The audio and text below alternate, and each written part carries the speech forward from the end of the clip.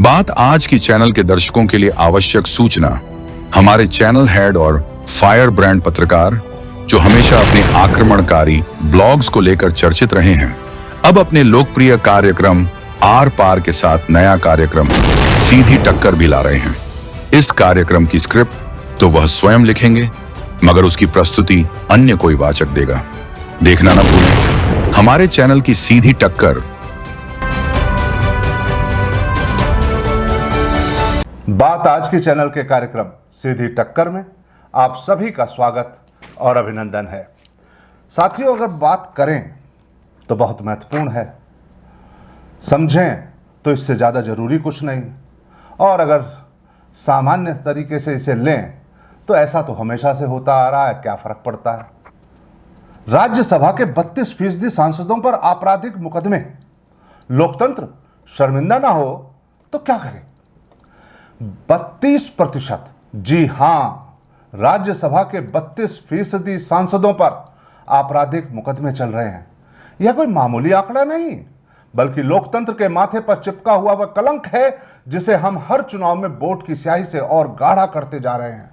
दोस्तों, मेरी यह जानकारी किसी कयास पर आधारित नहीं है, बल्कि एसोसिएशन फॉर डेमोक्रेटिक रिफॉर्म्स जैसी संस्था द्वारा दी गई रिपोर्ट की देन है। अपने ठोस बैकग्राउंड डेटा के आधार पर रिपोर्ट कहती है कि राज्यसभा के 32% सदस्यों पर आपराधिक मुकदमे चल रहे हैं। इसे मैं केवल एक रिपोर्ट नहीं कहूंगा, सच में यह व्यवस्था की चार्जशीट है। रिपोर्ट बताती है कि इन 32% में से 16% सांसद गंभीर आपराधिक मुकदमों का सामना कर रहे हैं। हत्या का प्रयास, महिलाओं के खिलाफ अपराध जैसे आरोप। सवाल यह है कि क्या हम कानून बनाने वालों को ही कानून तोड़ने की छूट दे चुके हैं, या फिर यह लोकतंत्र का नया नॉर्मल बन चुका है। राज्यसभा, जिसे बुद्धिजीवियों, अनुभवी नेताओं और नीति निर्माताओं का सदन कहा जाता है, अगर उसी में अपराध का ऐसा प्रतिशत हो तो फिर सड़क पर खड़े आम आदमी से नैतिकता की उम्मीद करना कहां तक जायज है। यह वही सदन है जहां से देश की नीति बनती है, कानून गढ़े जाते हैं, और उसी सदन में ऐसे लोग बैठे हैं जिन पर खुद कानून का शिकंजा कसना चाहिए।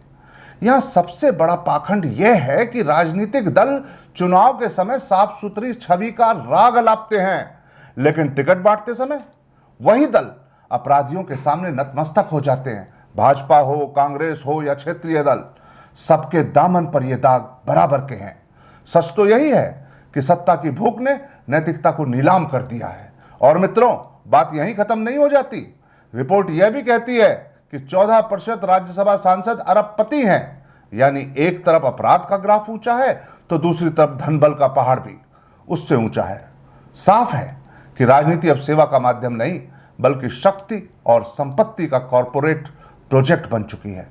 अब जरा उस आम नागरिक के नजरिए से सोचिए जो पुलिस स्टेशन के चक्कर काटता है, कोर्ट की तारीखों में जिंदगी घिस देता है, और दूसरी तरफ वही अपराध के आरोपी संसद में बैठकर कानून पर भाषण देते हैं।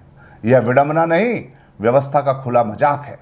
सबसे खतरनाक बात यह है कि यह सब कानूनी है, क्योंकि हमारे कानून कहते हैं कि जब तक दोष सिद्ध ना हो जाए तब तक व्यक्ति निर्दोष है।